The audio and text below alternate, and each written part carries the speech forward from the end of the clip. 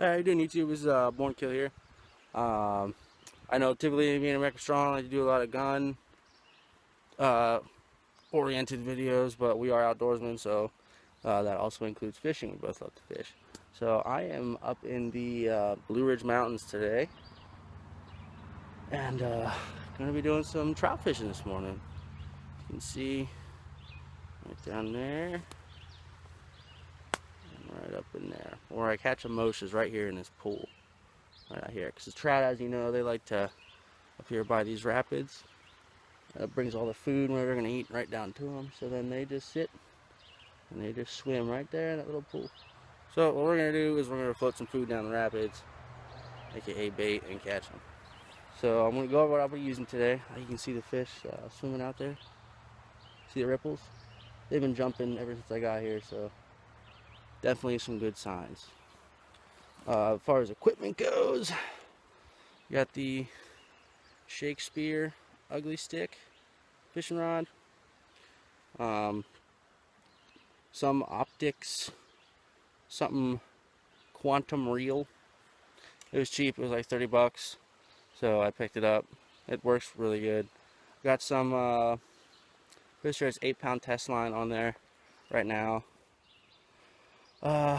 As far as the setup goes, we got a bobber and a hook. And so what I like to do is I got some power bait. I'll show you how to put that on the hook then later. Get the power bait, toss it in with the bobber. Bobber keeps it up off the bottom of the rocks. Brings it right down to the trout and they eat it. I always catch them here. So hopefully we get some of that footage for you and show you what to do after you catch them. Now as far as keeping them alive, I have a stringer in here, but then I also have a bucket right down there with water in it to keep them alive and kicking too. So yeah, I'll show you how I like to bait the hook, and then we'll get it in the water so you can catch some action for you. Okay, so starting off, I'm going to be using power bait natural scent. It'll be garlic. It's a very good trout bait. I also have with me the power bait natural scent salmon egg. It also says peach something on here, salmon peach trout bait. I've had more luck with the garlic here recently, so at first I'm going to stick with that. If they're not hitting this, then I can always switch over to the salmon egg. So what you want to do, open her up. Ooh, right there's one. Open her up. Now you just, on the power bait thing, it says to get enough on there where it will cover the hook and that foot on down. That really only works if you got like waders on and you're out there where the trout are, because you really can't catch that far.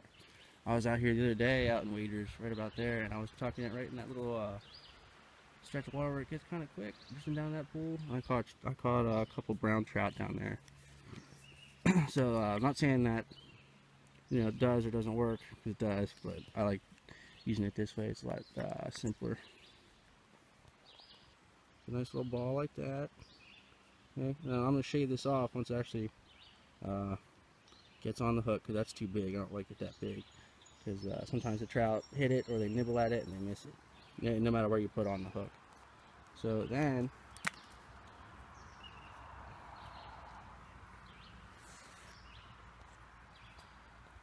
you get your hook. I think this is a size 8. eagle claw. It's gold. Only one I could find. The store had them run out, so what you're gonna do, or what I like to do, is just take a little bit, right, just around the bottom of the hook, right, not the whole hook, just that bottom part with the barb and everything. All right, really mash it in there. Oh yeah, they're jumping right there. Yeah, they're hungry this morning.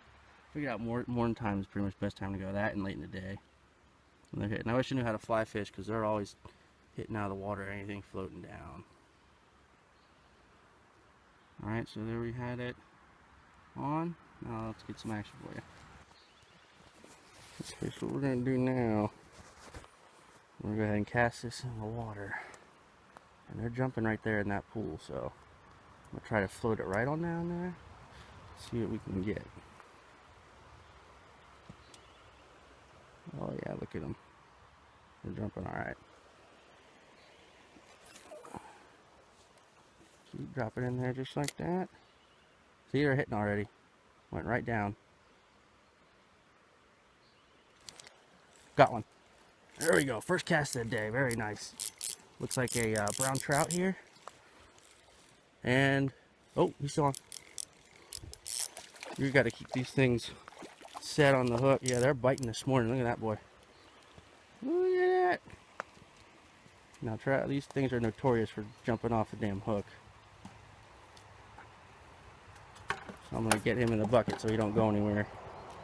We're going to get the hook off him. Yes, sir, they are hungry. Okay, now when it comes to getting trout off the hook, I like using pliers to actually get in there and dig it out. So after we get some water in this bucket, feisty son of a bitch, ain't you? Just gotta be careful. These fuckers jump off the thing all the time. So what you want to do is when I get the fish up, wait for it. Grab me up tight. Okay. Grabbed on there. And then all you do, get in there with a hook, follow the barb down, get it right out, boom. So yeah, I am definitely, that beautiful trout right there. Mostly along here is what they stock, so very expected. There you go. Nice brown trout right there. So we're gonna get some water in the bucket, and then we're gonna keep him in there. I think we got one on the hook still. Yep. Another trout. Little brown. Little brown. I think that's all they stock here. Getting him in the bucket with his brothers. Oh yeah, we're eating good tonight. Alright, so quick, I want to go over the fundamentals of when you want to cast like this. Mostly for when you're using a bobber like I am. So what you want to do is first you need to get your spot, pick it out, and then hit it, obviously. Okay, so right there, and then you need to reel in the slack. Because you need to reel in the slack, because if you go to set your hook, and your slack's not tight, then you're just going to yank on the line, and most likely the fish is going to let go. So you're going to reel in slow enough that right when you see the bobber move just a little bit, that's when you let it go and let it float.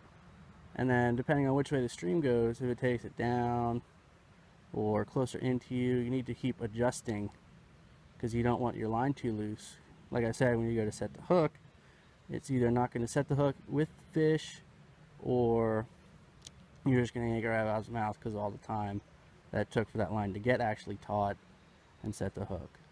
So that's what we're trying to do here. We got our fourth victim here. Another nice, looks like a brown. Yes, sir. Look at that big one right there. That's what I'm talking about. Look at that. There's many others. So let's see. That's 4 for the day. A couple nice big ones just like that one. So we're gonna pack it in and call her a day.